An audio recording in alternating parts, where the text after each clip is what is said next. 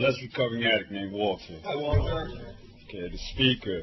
The NA member chosen to speak at a meeting needs to be someone who is working and living the NA program of recovery, which is the 12 steps and 12 traditions. An area where there is not an abundance of NA members with substantial clean time or experience with the 12 steps and the 12th tradition, there is the possibility that a group inexperienced in Narcotics Anonymous may misunderstand NA traditions and invite speakers from outside the NA fellowship. There are several ways to avoid this situation. Our basic text, for instance, reminds us that the NA member from other areas are willing to drive long distance to support new groups. The speaker helps fulfill the group's primary purpose, carrying the message of recovery to addicts who still suffer. When speaking at an NA meeting, we should be careful to deliver a clear message of recovery by identifying ourselves as addicts recovering from the disease of addiction. It is not necessary to dwell excessively on our active addiction or war stories, because we all know what it was like to use. We came to Narcotics Anonymous to stop using, and we are here to share our experience, strength, and hope of recovery. Again, my name is Walter, and I'm an addict. Hey, Walter. Staying clean. First and foremost, I want to thank my higher power, for allowing me another day here, another day clean, Billy, I love you, man, I came here to support, Jammie, right? And we came in, and then Billy said he asked me to share, the topic, staying clean, right, is our first priority. For me, right, for many years, okay, I used drugs and drugs used me,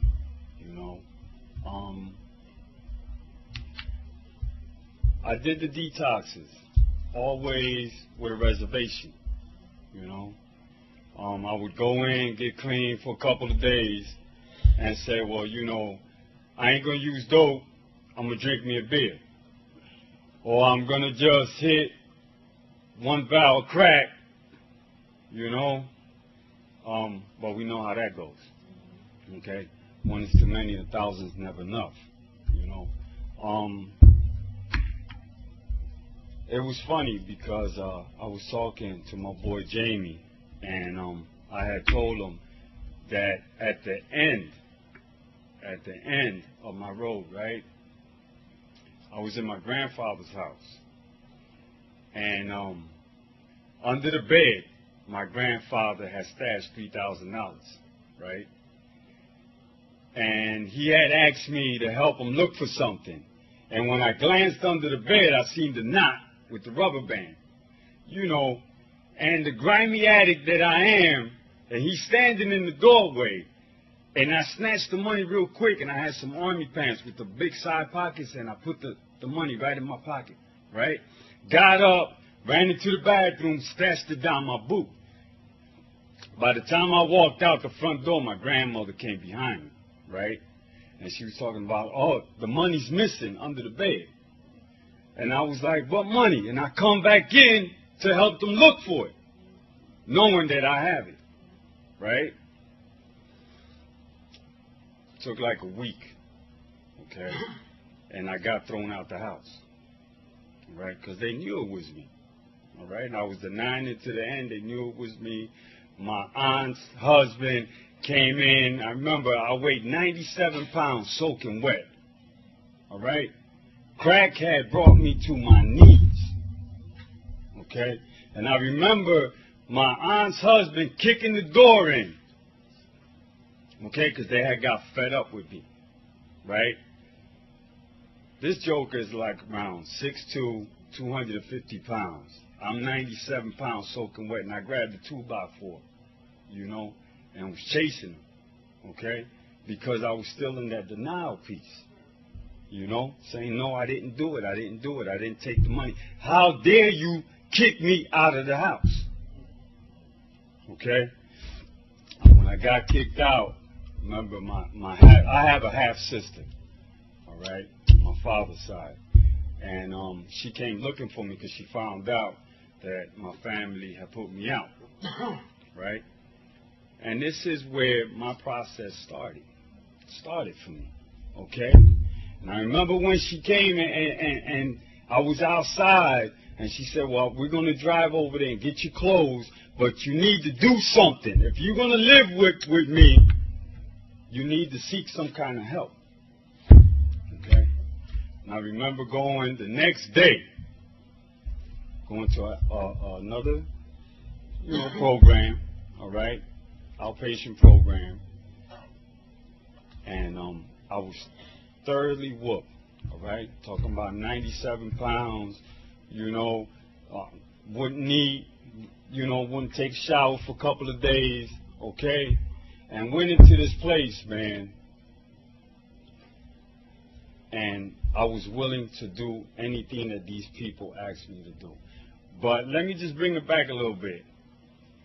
When I went into this place with my sister, I knew I had the money. Now, I had given my sister the $3,000 to hold for me, And I remember going to this facility, and I had a $100 bill on me, right? And when we walked in, my first question was, like, at what time is lunch? Still with that reservation. Well, I'm going to go out there and get one more, They said, no, we give you lunch here. I said, well, how about breakfast? I go get breakfast. No, we feed you here. We give you breakfast and lunch. Okay? And my sister was like, let me get that $100 because, you don't need it. They're going to feed you here, and we're going to come and pick you up. From that point on, all right, is when this came into place, staying clean for me. I was willing to do anything that they told me to do. All right? And the blessing is that the person that was my counselor at this place is a recovering addict. Okay? And what he did is he suggested that I make a meeting. Okay? He says, I want you to make a Narcotics Anonymous meeting. He said, just do one. I just want you to do one meeting. And I remember walking into this meeting. I'm from North originally, I remember he got out the meeting list, and he said, just look there to see which one are you familiar with. The first one I seen was Recovery off Summer Avenue. And I said, okay, I know where this place is at, And he said, all right, what time is it? 7:30. I said, okay. And I went to that meeting, right? And I remember standing at the door. I didn't know if I wanted to go in there, because when I opened the door, I seen a whole bunch of people in the front sitting, and I seen some people by the coffee pot. But another recovering addict came to me, and he embraced me, He embraced me, and he said, get a cup of coffee and have a seat in the front.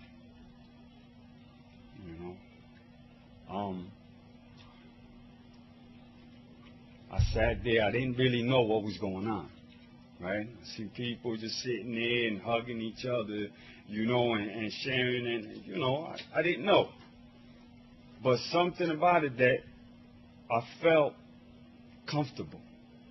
Because I had seen a couple of faces that I had ran with, and they were sitting there, right? So I go back the next day, okay? And I said, well, you know what? I want to make another meeting. So get the meeting list, and I start looking at the days and where to go to, I remember kicking methadone, going to the meetings. I didn't sleep for 97 days. Going to this facility in the morning. This facility opened at 8 o'clock. I was there at 6:45, standing outside the door for them to open. Because my desire to stay clean was stronger than my desire to use. I didn't want to use no more. I was sick and tired of using. All right? I had isolated myself from everyone.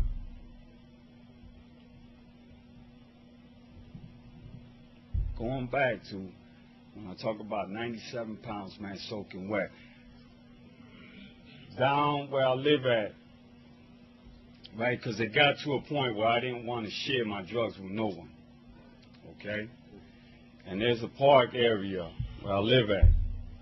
Okay? Now imagine a grown man, all right? I have found, I was walking through it because I used to smoke crack wherever, you know? So I'm walking through the park, man, and I seen a tree trunk. And it had a hole. And I said, if my head fits in that hole, I can go in there. I smoked crack for 3 years inside that tree. The insanity. I isolated myself from everyone. I have the water, the stem, the baking soda, everything was in there. I had cleaned it out. That's where I smoked crack, in there. Okay? That's where the disease of addiction took me. You know? By getting clean, by going to this facility, by making meetings, all right? I had lived with my sister. I was staying at my sister's house. And I remember, okay, the same area where my sister lived, that's where I got high at. That's where I used that, in that area. You know? And I remember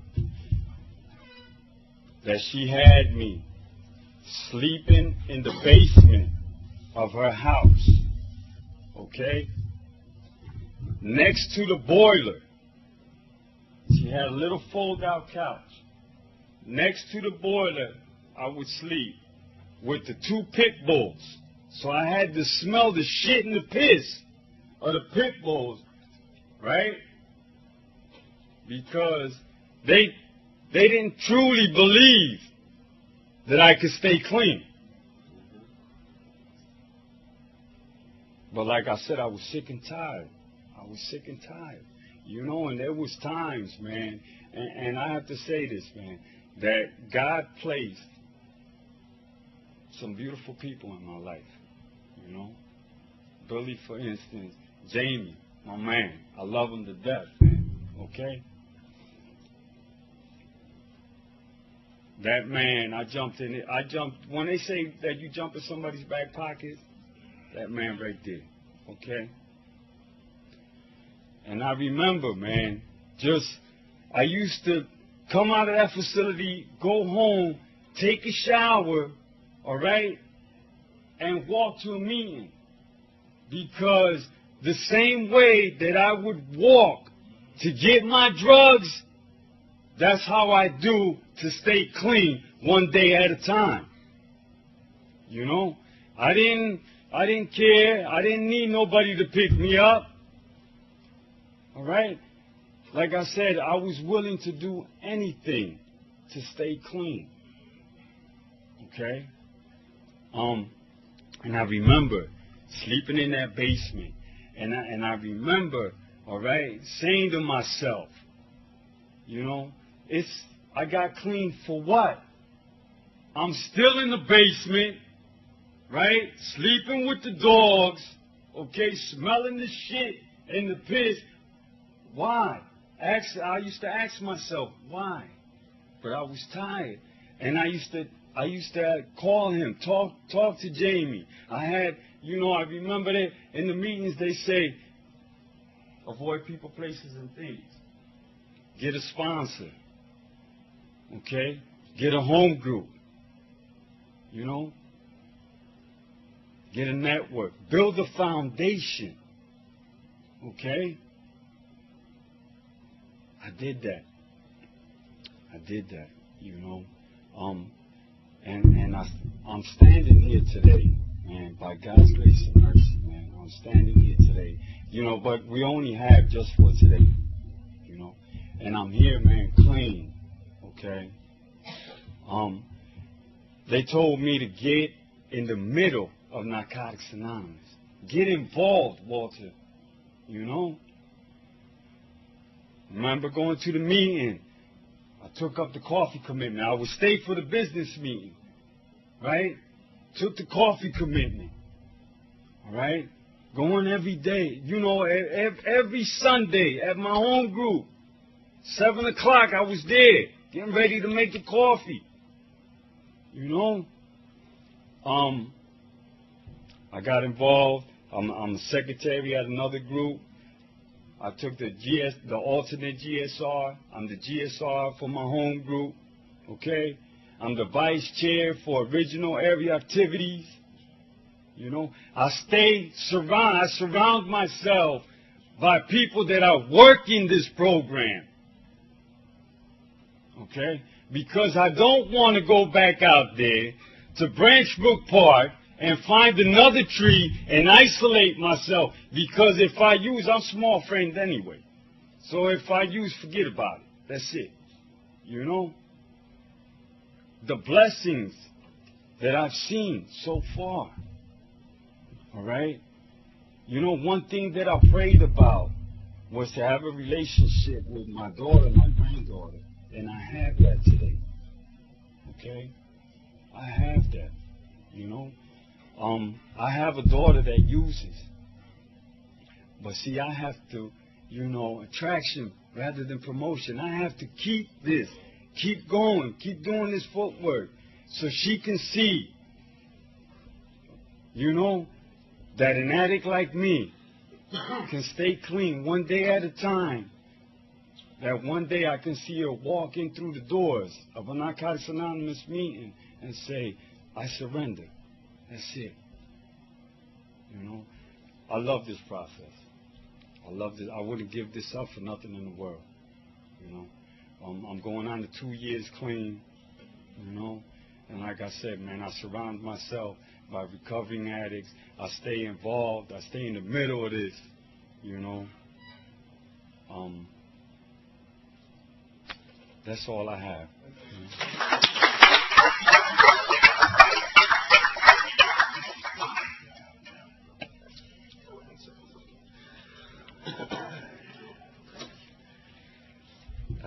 Now we have Jammie for you. I'm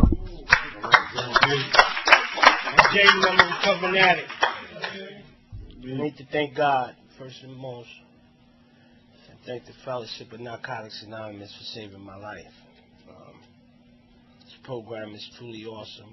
This program truly works. Thank God for sponsorship. Thank God for the rooms, man. Like you know, like when I first got here, like I ventured off into this place. It was called Narcotics Anonymous. I didn't know nothing about it. I used drugs for a long period of time, and I never heard of no Narcotics Anonymous. I heard about methadone clinics, how to do my own little prescriptions and shit. I always heard about that stuff, but I never heard of Narcotics Anonymous. And we have to hit a real bottom, and I think it's a spiritual bottom that we have to hit before we're able to really work this program. Because this program is truly, truly awesome. Like, I had a spiritual bottom. I had to stay here and really find out that that was my bottom. You know, I came in the rooms of Narcotics Anonymous behind the relationship, wanting to get a relationship back that, you know, I come from, but I come from, that's my sponsor, I love him to death, right? And I come from women always throwing my ass out. You know, I never paid bills. I lived with women that took care of me. And then I got to this place and they told me staying clean must come first. It must come first. In spite of the new cars, the new houses, the new whatever, it has to come first. That's our first priority. You know, that's my first priority. I need to, like, stay clean no matter what.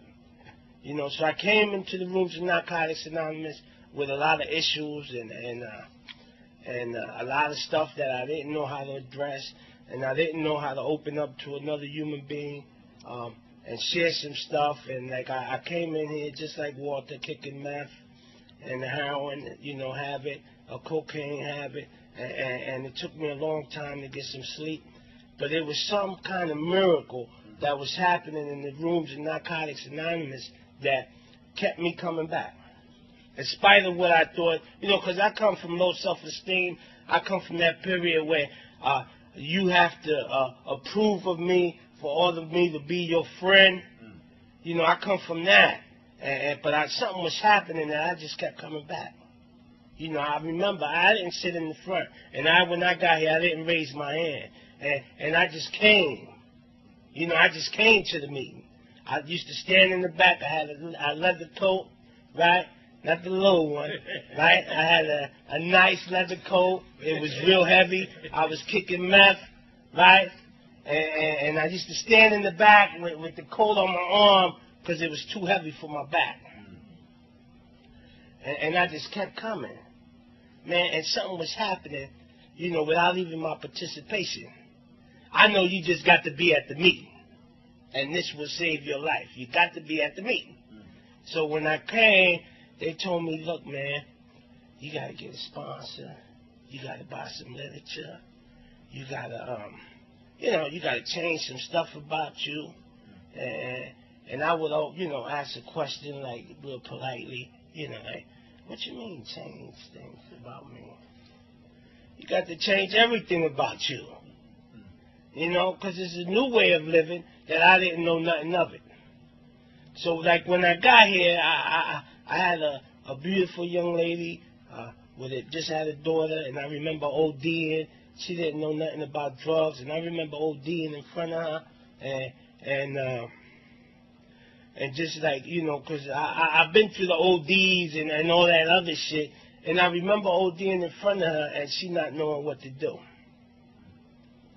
And I remember, because that night I had a ball, I had some money that night. And my heart was about to come out my chest. And I remember just telling her, call 911. And she used to tell me shit like, I'm leaving you. I can't take it no more. And I used to say shit like, get the fuck out of here. The door is right there. You see, but there was some stuff that was happening that I didn't know, that I didn't participate in. I didn't pay the rent. She did. I didn't wash the clothes. She did. So when she left, I wanted her back. Bad. Right? I wanted her back. So thank God, He sent me an angel. He sent me a friend of mine that used just like me for a long period of time. And he was my neighbor. But he wouldn't fuck with me. He wouldn't fuck with me. He had multiple years clean. He was doing his thing. And that night he knocked on my door. And I remember I was sitting on the bed crying. And when I heard the knock, I had to wipe the tears off my face because I didn't want to see him cry. I know what the day it's all right for me to cry. Because I relieved pain and the suffering that I was having. So when I wiped the tears, he knocked on the door and he asked me, was I ready? And he was working in the treatment center, and he said, are you ready? And I'm like, ready for what? He said, are you ready? Are you tired? And at that point, I was willing to try anything. And I remember he put me in the detox. He put me in the program. I didn't stay in the program.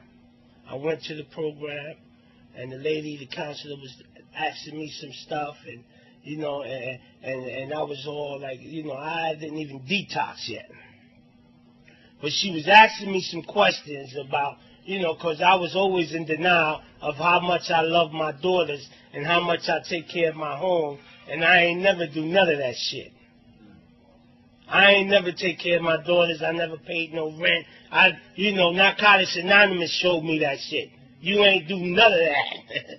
All that shit, it was just a delusion to you. That's the shit you thought you was doing.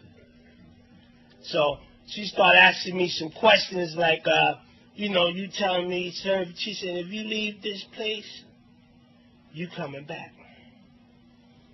You coming back. But I remember H&I coming and giving the message up in the detox and said, look, man, if you get out of here, make a meeting. If you don't do nothing else, make a meeting. And I remember her breaking some stuff down to me like, you love your daughter so much, you say this and that about your kid. And she drilling me. And I'm already angry because I can't use drugs.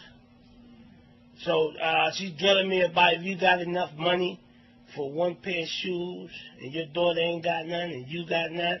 But she ain't even finished. I already know the answer. You know how we come in. We know every motherfucking thing. So when the guy here, I said, I know, I buy for her. And she said, no, sir, you got to buy for you first. You got to get a job. And then maybe you could buy her some shoes. But I remember, like, leaving that facility and saying, you know, one thing she said to me, she said, I'll see you back. You go ahead, go out the door, I'll see you back. And thank God for her. Because I ain't been back to that motherfucker since. I found the rooms of Narcotics Anonymous. And they say staying clean must come first. One of the other things I found out here, you got to take care of you first before you're able to take care of anybody. So if you come up in here with that illusion, I want my family, I want this, I want you in a world of fucking confusion. So I found out that I needed to take care of me. In the process, I had the opportunity to get my wife back.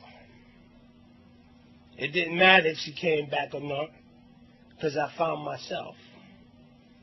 I got myself back. And I also found out that I needed to take care of me before I can make amends to my children, all my parents. Because I had one of my old type Puerto Rican fathers that I struggled when I got here. Because he used to tell my mother shit like, put that motherfucker out. Fuck all that, put his ass out. But moms didn't want to put me out. Mom said, I'll put you down in the basement. I'll feed you. Don't you come upstairs. I'm going to lock the doors. You just stay down in the basement. And stuff started happening. Like I got a sponsor. You know, I love him. I love my sponsor. Same sponsor I had since I got here. I ain't find a reason to leave him yet. You know, we have a connection that I know he's just a recovering addict just like me. I understand that today. That we go through shit in here and we need each other. And we need to be careful, of how we carry the message. Right? Because there's some stuff going on now in Narcotics Anonymous that is crazy. It's crazy. But our message is still the same. The promise is freedom. From active addiction. All that other shit will come and go. People will come in your life, leave your life. I remember don't get in a relationship for a year because you don't know who the fuck you are. And yeah, I ain't take that suggestion. I got in a relationship. And the relationship been rocky for years. Last couple of years, it's been great. It's been great. She's been doing work. She's a recovering addict. I've been doing work with her. And I met Walter, right, because Walter was new. I love him to death, right? I met Walter. Walter was new. I was in my relationship problem, and I took his ass as a hostage. And he was so happy to be here because he came in like me. He was ready to roll. All right, Jammie, let's just do this. And in the process, I almost used. After having 5 years and some change, I almost used. And I remember, so I know the relationships is a real painful area, right? And I ain't going to stay on it too long, but this is part of my story. It's a real painful area. And I remember going up Bloomfield Avenue, and I was heading home because God had blessed me, man. I live by myself. I got my own apartment since I've been in recovery. I pay rent. I pay my bills. I got 3 phones. That's some crazy shit, right? But I take care of business today. Stuff I ain't never do, only through y'all, right? So as I came and and I was going up Bluefield, I was in that pain. I was in like I was at the meeting, I was cool. I was around people, I was safe. But when I got back with me and my low self-esteem, and I didn't think that I was worthy of the stuff that Narcotics Anonymous gave me, I almost went back into like using. You know, give me water. I almost went back into using. I was just like going home, and something said, "Man, get a bag of dope." Said, "Get a bag of dope." You know, them jokers are still at the same spot. And I remember one thing, right? I remember that I said, I was coming down, and I said, damn. I said, if I use, I'm going to let a whole lot of people down that love me. That love me. That moment of clarity just came right in. Said, damn, you know, my sponsor, he done put some work in me. I got people that love me unconditionally. If I go use, I'm going to let them down. And something said my ego, because my low self-esteem ain't in the basement no fucking more. And I just said, nah, I ain't going to use. I went home. I went home and I got through that day. Because relapse is not a requirement.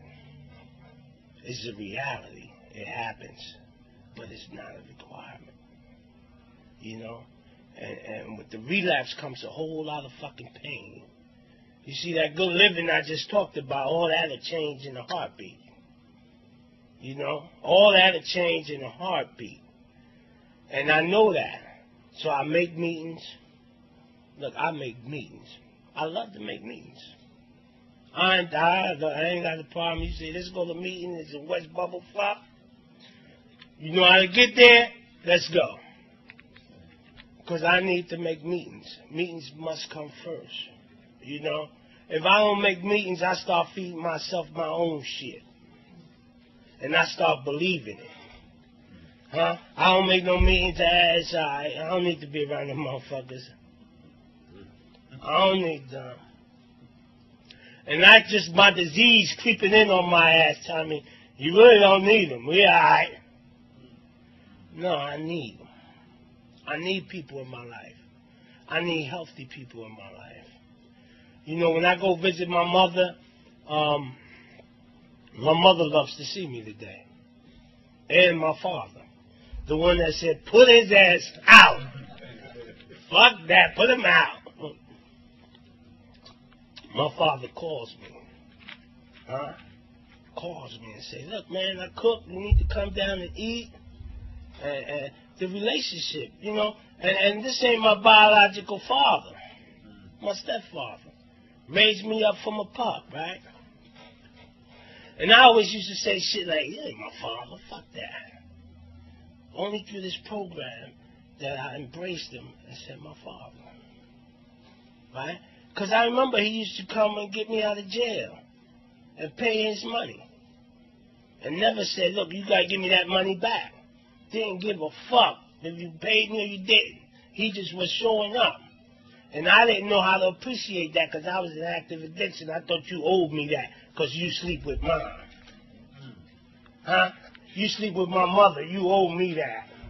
You owe me shit. And I remember my father said to me, he said, look, man, I need to go to Home Depot. Would you go with me? And I went to Home Depot. And, you know, my father always used to introduce me like this. That's my wife's son. That means I ain't got shit to do with him. All right? That's my wife's son. And that's the way he used to introduce me to people. And I remember I took him to Home Depot, and he saw a friend of his that he hadn't seen in a while, and he shook his hand, and he said, I want you to meet my son. Now, you know, he said, I want you to meet my son. And I was in this program called Narcotics Anonymous that helped me be loving and caring. And I almost started crying. Huh? And I turned around real quick and started looking at the other shit. I didn't want them to see me crying. But that was a moment that I'll never forget. And when he went into his heart surgery thing that he had to do, he said, look, I need you to call Jammie. He ain't calling his own biological kids. He said, I need you to call Jammie because I have to run some stuff down to him. Don't tell me this program don't work. Don't tell me this program don't change lives, because it does, man. This program is about saving lives. All that other shit, fuck all that. This is about saving. This program saved my life. I love this program. Now, there's some stuff that we do in here, man, that, look, man, it's not loving and caring at all. You know what I mean? I don't walk on water. Don't get it fucked up. I have some faults and I have some things, and I ain't spiritual every fucking day. Some days I'll fall off, but thank God I stay clean. It must come first. And I see like how we take advantage of each other up in this piece. You know, and sometimes, you know, you might chase a motherfucker out of here and never come back. And his story might be such and such died. So we really need to be loving and caring to each other. You know, sometimes I have a resentment with a certain individual or something, but it's something about the meeting, man. It's something about these meetings, man. When we get in here, it's something that happens, man, that I put that shit aside sometimes. Especially when he shared that he in some pain and stuff. I need to hug him and let him know that, look, this is going to be all right. Because I remember I used to share about a motherfucker that I didn't like. And when shit hit the fan, he was the first one to come to me, hug me, and say, look, you need to call me. I've been through that shit. The one that I thought would never help me. So I know this program works. You know? But I know also one thing. I got to stay clean. If I don't stay clean, then I ain't got a shot at this again. Because I love getting high. I just didn't like when I ran out of money. You know, that's the only thing I didn't like. If I look, like me and my sponsors, we talk sometime, and I love the hits, right? I came from that area where we took pills. Mouth be all shitted up and white. And I loved that shit. One day we just asked, said, man, if Vince was out, would you be clean? Huh? And we looked at each other and let's keep the conversation going. Huh? But we got to be careful because that might be a reservation. Huh? All of a sudden, it hits us back out. They $2 again. The Z say, what? But I don't know. I look too good today. Look, I don't get put out in January no more when it's cold. You know, I'll be with my girl, man. We be like almost 10 years into it. Then it's cold as hell. And all of a sudden, she tired. You got to go. Now, you know you got to go. Because the police is coming. Right? So I'm in there, and I'm like, baby, you know, maybe we need to warm up a little bit. I'll try to change it a little bit. Nah, she said, you got to go. Today, I live in my own place. Only through this program. You know, like, stuff started happening. I never paid no bills. I never did none of that shit. I came into recovery 40 years old. Oh, you talking about a grown-ass man not knowing that he's grown. Huh? A grown-ass man not knowing that he's grown. So at 40 years old, I got here. You had to teach me that I needed to pay rent. How to put money aside. How to open up a bank account. Huh? That might sound crazy to some of y'all, but that's my fucking story. You know, I had to learn all that stuff when I got here. Damn, I remember I paid rent. I said, months I paid rent. Last month, I was happy as hell. Never did it, never done it.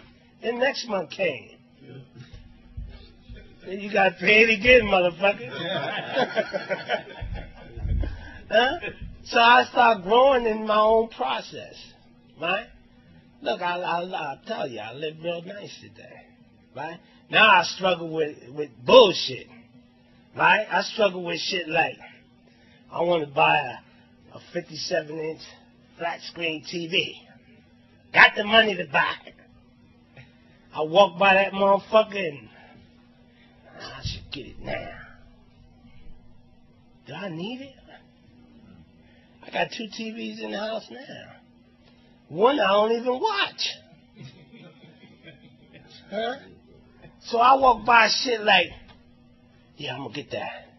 Now I walk by that motherfucker, I ain't even gonna look at that motherfucker. That's the shit I struggle with now. But it was only by coming here and staying clean. I stay away from people, places, and things. That don't mean when I go down my old neighborhood, that don't mean when I see them brothers that's hanging around and on that day they might want some help and they high and they say, Jammie, man, you should take me to a meeting. And I say, get in. Look, I don't give a fuck about the clean time I got. I don't give a fuck how you judge me because I'm bringing somebody high to the meeting. That might be his awakening. That might be his freedom at that moment. Because when we're in that pain, we want that help. But the more I get $10 more, I don't need no help. So I need to be aware for that. They still addicts. I know them. I grew up with them. They see the way I live today. You know, that cat that saved my life, my higher power put him in my life to put me in a detox. We're real close today. And now I understand why he used to ride by and blow the horn. I love you, and keep going. I understand. Because I used to talk about it. That motherfucker, man, he think he's better than me now. Huh? But I ain't get the message. Stay away from people, places, and things. I was people. He loved me, but he couldn't fuck with me. So, you know, through this process, man, I love this program. I love the people that God puts in my life. The good ones, I try to hold on to them. The ones that ain't really healthy for me, I need to let them go. I need to let them go. Just hold on to the healthy ones. And that's what I try to do. And with that, my name is Jammie. That's all I got.